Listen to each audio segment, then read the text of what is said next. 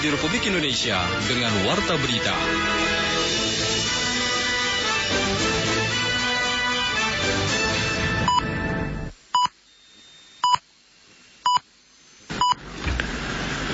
Pukul 7 waktu Indonesia Barat.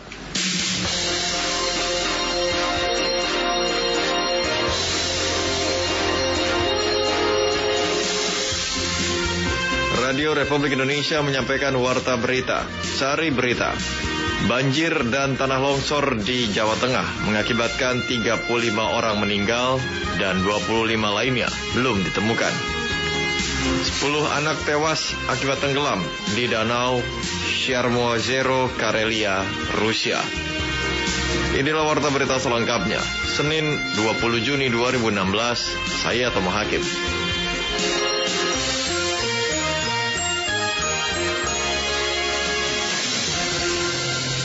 Badan Nasional Penanggulangan Bencana BNPB menyatakan korban tewas akibat banjir dan longsor di 16 kabupaten serta kota di Jawa Tengah mencapai 35 orang. Kepala Pusat Data Informasi dan Humas Badan Nasional Penanggulangan Bencana, Sutopo Purwonugroho, melalui keterangan tertulis yang diterima Antara di Jakarta kemarin mengatakan, data korban tewas tersebut dihimpun hingga hari Minggu pukul 17.30 waktu Indonesia Barat. Dari 35 korban, 31 tewas akibat tanah longsor dan 4 tewas akibat hanyut terseret banjir. Sementara itu masih ada 25 orang yang dilaporkan belum diketahui keberadaannya. Menurut Sutopo, pencarian korban hilang masih terus dilakukan tim SAR gabungan yang dilakukan dengan cara manual serta mengerahkan 5 alat berat untuk mencari korban di Kabupaten Purworejo. Badan Nasional Penanggulangan Bencana BNPB menurunkan tim SAR gabungan untuk mengevakuasi para korban yang selamat serta mencari korban lain yang hilang akibat banjir dan tanah longsor. Berikut laporan Magdalena Krisnawati. Bulan Ramadan tahun ini menjadi bulan yang penuh keprihatinan.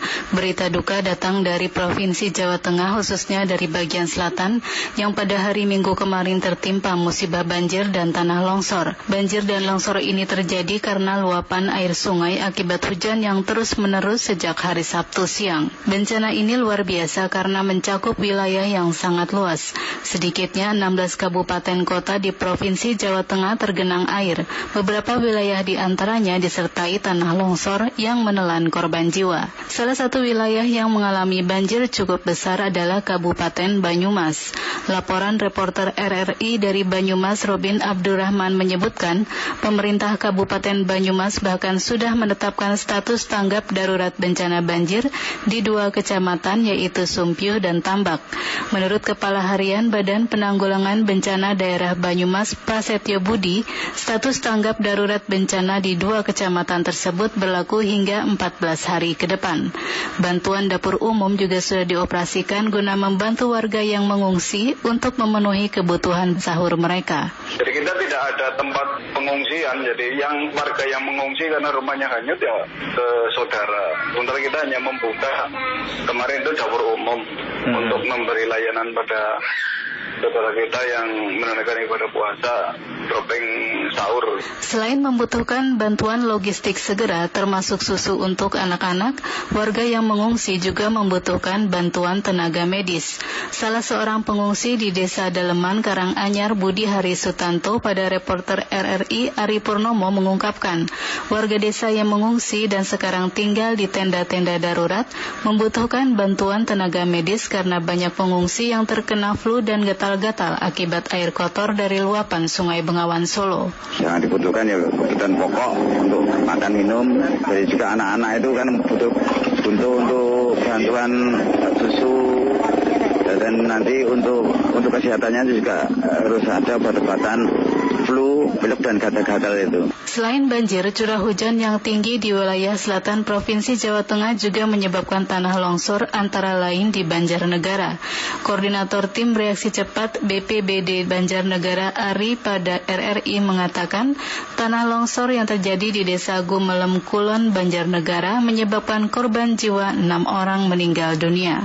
Bahwa kejadian di Desa Gumulem Kulon, kecamatannya Susukan, itu terjadi longsor. 6 orang meninggal dunia, 3 luka ringan.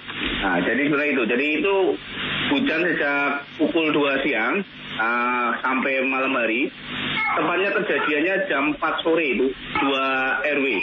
1 RW 10 dan 1 RW 11. Untuk mengantisipasi bencana banjir dan tanah longsor, warga diminta waspada terhadap perubahan cuaca ekstrim yang diprediksi akan terjadi hingga akhir bulan Juni mendatang. Wakil Ketua Bidang Operasional Tim SAR Sukoharjo Muklis pada reporter RRI Edwin Puryono mengatakan, warga sudah dihimbau untuk mengungsi jika terjadi hujan dengan intensitas tinggi selama 5 hingga 8 jam terus-menerus. Curah hujan yang cukup tinggi yang terjadi pada hari kemarin itu akan diperkirakan akan terus berjalan. Kita adakan pergerakan untuk ke titik-titik pengungsian. Terus kemudian yang kedua, kita mulai menjaga diri kesehatan dalam hal mulai asupan makan dan segala macam. Harapannya ke depan jika terjadi lagi itu kita tidak tambah masalah 2 kali. Sementara itu, informasi terakhir dari situs Badan Penanggulangan Bencana Nasional menyebutkan korban banjir dan tanah longsor yang terjadi di Provinsi Jawa Tengah sebanyak 35 orang meninggal dunia,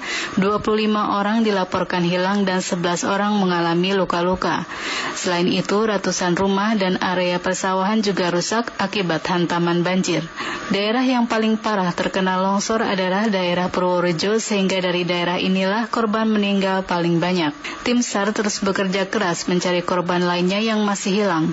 Upaya pertolongan di daerah yang terkena longsor mengalami kendala karena akses jalan yang rusak, sehingga alat berat tidak bisa masuk ke lokasi tanah longsor. Untuk melakukan kajian cepat dampak bencana, BNPB juga mengerahkan pesawat tanpa awak. Kepada seluruh warga masyarakat, BNPB menghimbau agar tetap waspada terhadap kondisi lingkungan yang membahayakan karena hujan lebat masih berpotensi turun. Anggota DPR RI dari Komisi 6 Endang Srikarti Handayani meminta peran serta BNPB dan BPBD serta pemerintah Kabupaten Sukoharjo untuk segera mencari solusi agar warga yang sudah menjadi korban langganan banjir dapat segera dicarikan lokasi untuk relokasi. Hal itu diungkap kepada wartawan usai meninjau banjir di Kecamatan Mojolaban, Sukoharjo, seperti dilaporkan Edwi Puryono berikut ini. Saudara, hingga hari Minggu kemarin, sejumlah daerah di wilayah Kabupaten Sukoharjo masih terendam banjir dengan ketinggian yang relatif. Namun minggu malam, berangsur-angsur ketinggian air sudah mulai berkurang. Kendati demikian, ribuan warga dari berbagai desa di 3 kecamatan masih tetap bertahan di tempat pengungsian. Saat ini, air masih menggenangi beberapa rumah warga, terutama di Desa Pranan dan Desa Bugel, Kecamatan Purwokarto. Bahkan di Desa Pranan, petugas terpaksa mematikan aliran listrik agar tidak terjadi hal yang tidak diinginkan.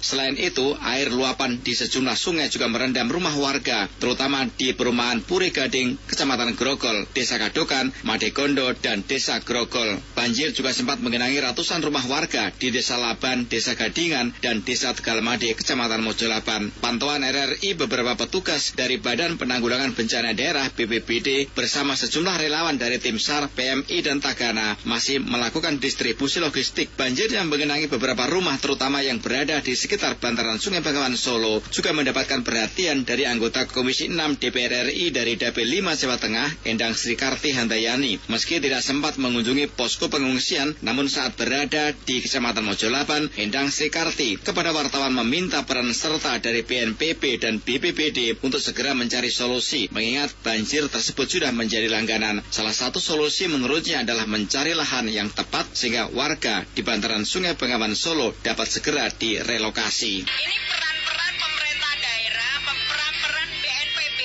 BPBD harus tanggap darurat supaya bisa menyelesaikan jalan solusi apa yang supaya mencegah bencana-bencana kebanjiran. Terus juga saya tadi lihat rumah-rumah terelap air ya, itu mesti harus untuk relokasi.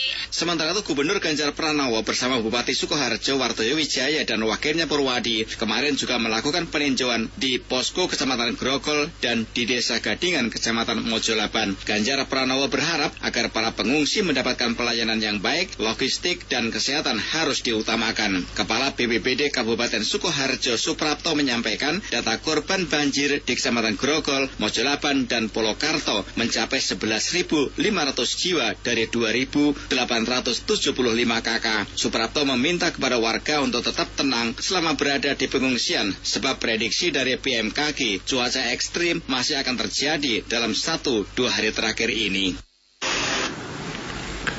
Menteri Desa Pembangunan Daerah Tertinggal dan Transmigrasi Marwan Ja'far mengajak masyarakat mengikuti program transmigrasi.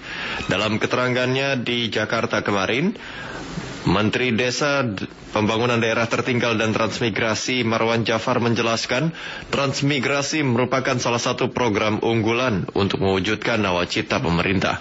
Selain dapat mengembangkan kawasan dan pemerataan pembangunan, transmigrasi juga dapat meningkatkan kesejahteraan masyarakat dan mengentaskan kemiskinan.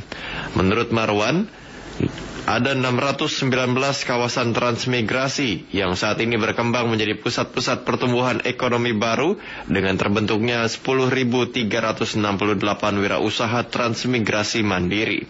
Marwan berharap semakin banyak masyarakat yang tertarik mengikuti program transmigrasi, berpindah tempat tinggal ke wilayah yang memiliki potensi untuk berkembang daripada hidup di wilayah padat penduduk yang sulit untuk berkembang.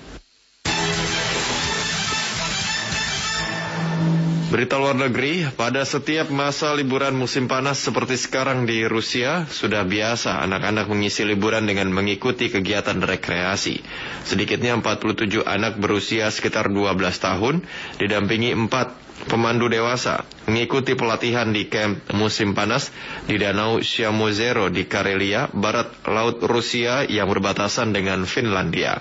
Namun nasib naas, 3 kapal yang mengangkut anak-anak tersebut dihantam badai, mengakibatkan 10 anak tewas tenggelam dan seorang pemandu juga ikut tewas. Wali Kota Karelia, Sergei Sobyanin melalui Twitter dikutip Russia Today kemarin menyatakan bela sungkawa atas meninggalnya 10 anak yang semuanya dari Moskow tersebut. Dalam peristiwa itu, seorang pemandu ditahan karena dinilai telah mengabaikan prosedur berlayar di tengah cuaca buruk. Sekian warta berita produksi Radio Republik Indonesia.